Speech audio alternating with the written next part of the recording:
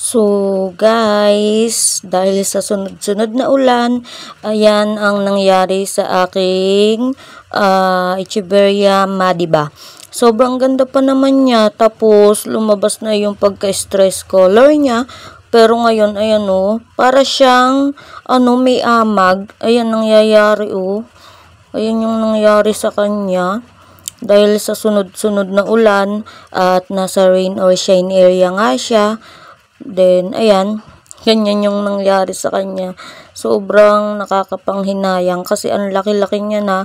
Then, ang ganda-ganda ng color niya. Tapos, pagtingin ko, ganito na siya bigla. At, ayan tingnan nyo, naghawa-hawa na siya. Then, ayan guys, dahil halos araw-araw umuulan dito, walang lubay. Ayan ang nangyari sa aking madiba. Ayan siya nakakalungkot.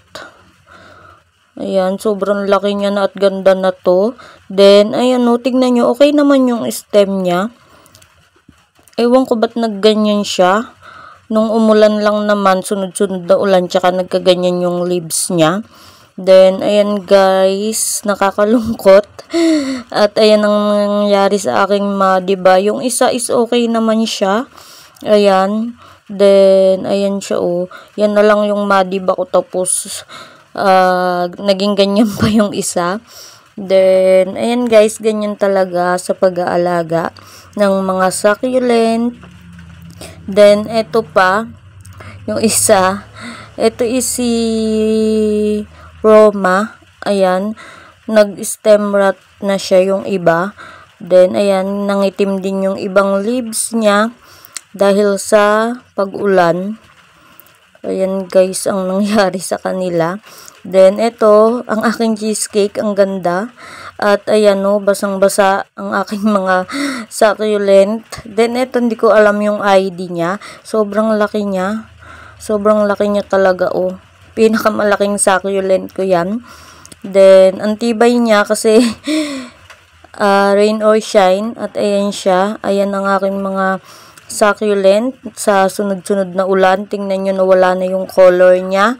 Then, ayan hindi kasi umaaraw. Then, eto din guys, ganun din, ni-remove ko na ang iba sa lower, sa ilalim niya, sa pinaka-lower.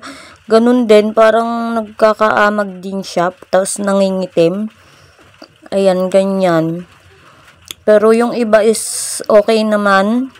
Ayan yung iba. Maganda pa naman sila guys. Then, ayan, sobrang ganda ng madiba ko na yun. At, ayan. Ang sakit sa heart. Pero okay lang. Ayos lang. Ganyan talaga. Wala naman din tayong magagawa. Then, ito ang aking German. Ayan basang-basa. Basang-basa siya. Palagi ako nag-aalis ng rainwater sa kanilang mga rosette. Kasi nga, baka maano sila. Pag biglang umaraw is ma-sunburn. Then, ito yung aking Marpin or Pretty in Pink. Ayan na siya guys. Yan na lang yung natirang leaves. Then, ayan yung iba. Ito yung hera ko dati. Ala na, nag-rot na siya. Wala na din akong hera.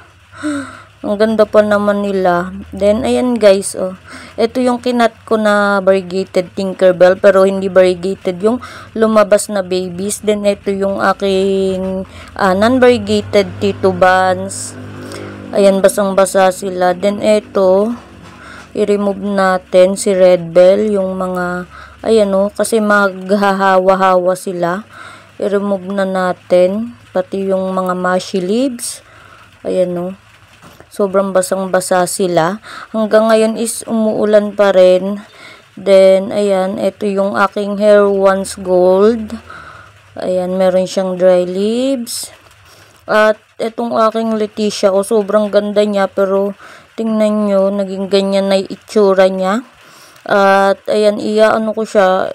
I-repat ko itong mga natira. Pero, basa pa kasi soil. Kaya hindi ko pa siya mairipat. Ang aking Meloti, ayos naman siya. Then, itong aking variegated staphyloids. Ayan, lumalabas na yung mga leaves niya. Ang ganda, oh. Ayan, kumakapal na yung kanyang mga leaves. Then, variegated titubans.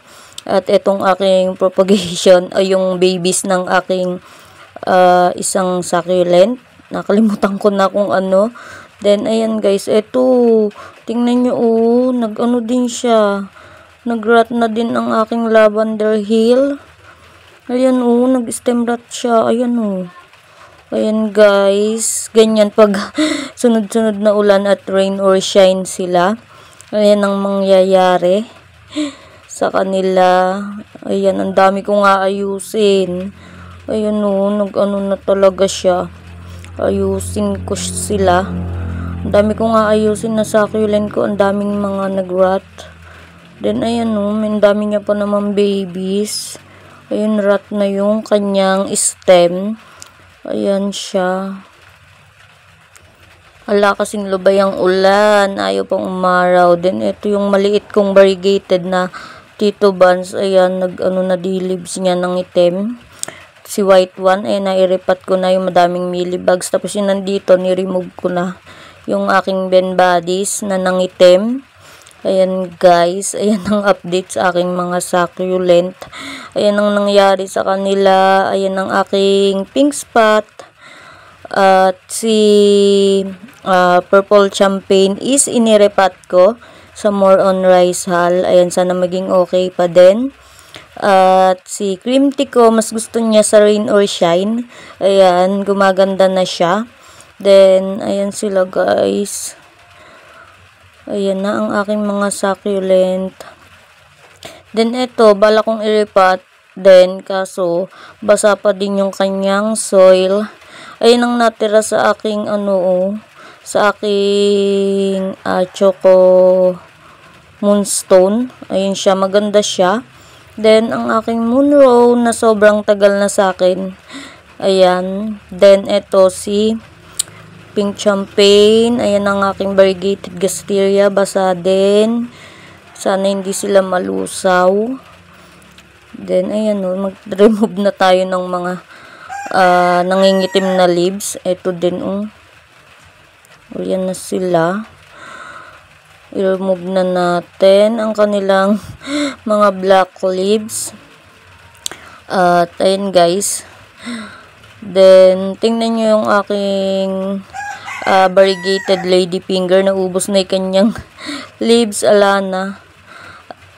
Then, ito yung aking bluebird.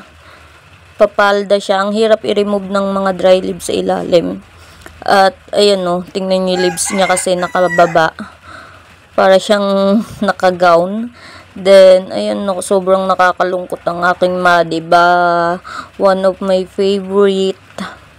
Guys, ayan. Ayan ang update. Ang laki ng aking German. Ayan na guys, ang aking mga succulent surviving sa rain or shine area. At ayan, ligo sila araw-gabi. Then, ayan guys, yung kakalimutan i-remove yung mga water sa kanila. Then, okay naman yung iba guys. At ang dami kong nga ayusin. Ayan o, stick na lang yung aking ladyfinger. Ayan na siya. Wala na ang kanyang mga leaves. Then, ito yung isang pink spot na nag-rot. Ayan yung pinaka-head niya. Inirepat ko. Then, ang aking rubidona na basang-basa din. Ayan siya guys. Okay pa naman. Then, yung soil niya is basang-basa. At ang aking kariripat lang na burst po, napaubos na din. Ayan. Natutuyo yung kanyang stem. Then, ayan guys. Ayan sila. Okay pa naman yung iba pero nakakalungkot. Merong mga nag-rot. At, ayan guys. Ayan no, basa pa yung mga lupa kasi ulan ng ulan. Then, ayan guys. Thank you for watching. Bye!